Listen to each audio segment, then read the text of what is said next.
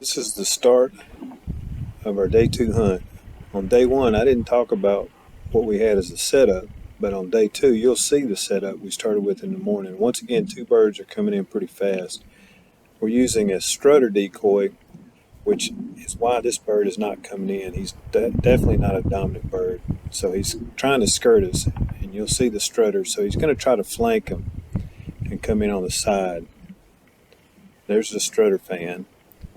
We also had a hen, and you'll see the hen's head here in just a second, just the top of it.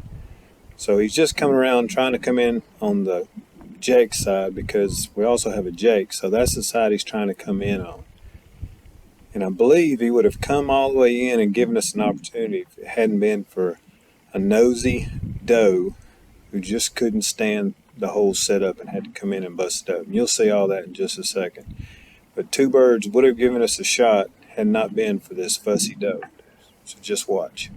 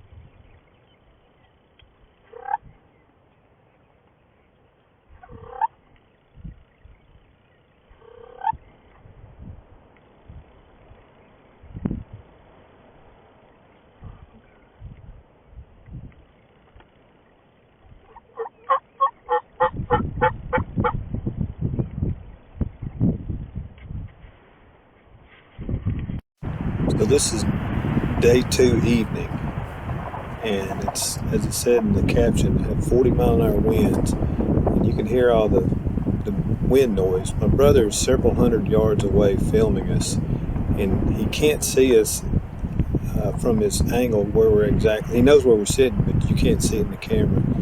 In this setup, we have a Jake and a hen. We left a strutter in the truck, and that was turned out to be the winning combination.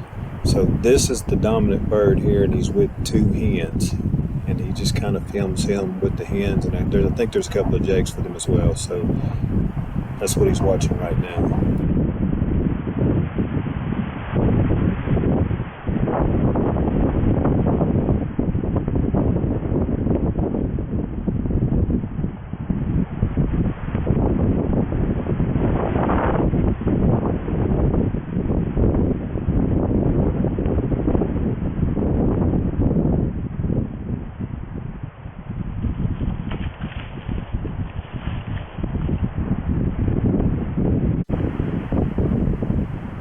These two jakes are looking directly at Mickey and I, and we had decided that if we had an opportunity to take jakes, we would, so we wouldn't take tag sandwiches home with us.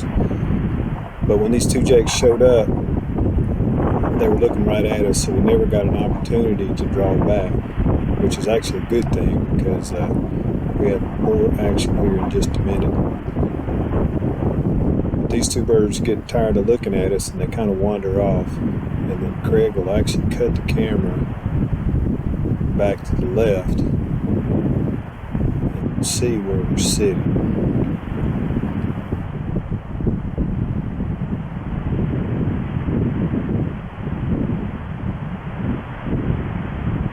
So they get bored, they wander off. You can't see our decoys or anything, but we're sitting right there. A large tree on the left, and then we're kind of in an indention. It drops off right there, so we're kind of hidden. We're covered up with pine boughs.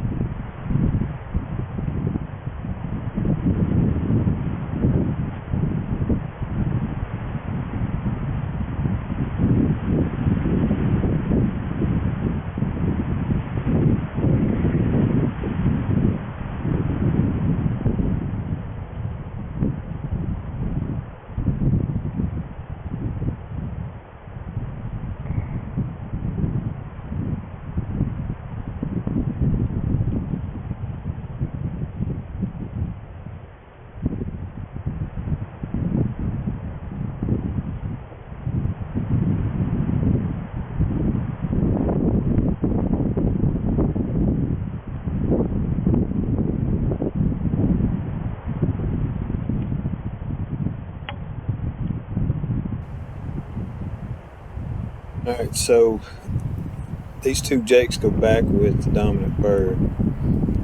But what you can't see is, to mine and Mickey's right, two more birds are coming up, and they're in full strut, headed right at my jake decoy. The cameraman is watching these birds here, so he doesn't see what's going on. Well, there was a miscommunication between Mickey and me, and at any rate, he shoots a bird before I get a shot at the chance to shoot, and then the other bird I miss, and he takes off running. There goes the bird I just missed, and here comes a dominant bird, and he sees Mickey's bird flopping. So now the dominant bird commences to absolutely abuse the bird that Mickey just shot. In the meantime, I'm trying to figure out what this distance is between us and this bird right now. And Mickey's digging in his pack trying to get the rangefinder because I didn't bring mine and he can't find it. So I'm about to have a panic attack. But Craig's watching this, not really understanding what's happening. He told me later that he actually thought maybe that this gobbler was breeding a hen, but he wasn't sure. So as this is going on, I'm trying to get another arrow because I've already missed once because I didn't know what the distance was when I shot at the bird after Mickey had shot. And so he finally finds his rangefinder and ranges this bird at 44 yards. Well, I had never shot the 40-yard pin on my son's bow, so I wasn't real sure. So Craig gets bored and goes back. Well, these two jakes are now harassing the bird that I missed because he's not a dominant bird. The dominant bird is over here molesting Mickey's bird. So these two jakes are harassing this guy. In the meantime, I actually take a shot and miss. And then I wind up taking another shot, and I've made the proper adjustment on my third and final arrow, and I wind up going through the bird and hitting him and making the proper shot. So in the meantime, these jakes are still harassing this bird, and they keep looking back to see what's happening. And you'll notice here in just a second, they bug out. So Craig then sees some activity, he cuts back, and there's the dominant bird.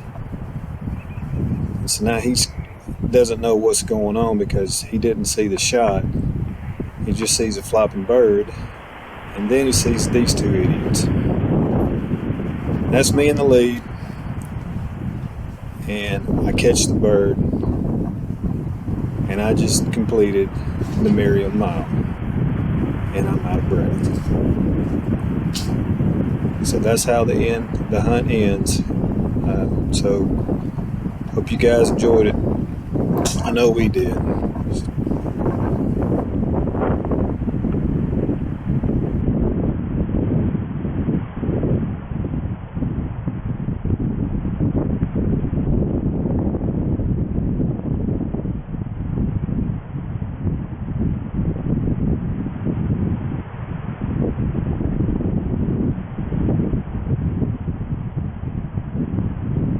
Alright, there we go. The Successful Hunters.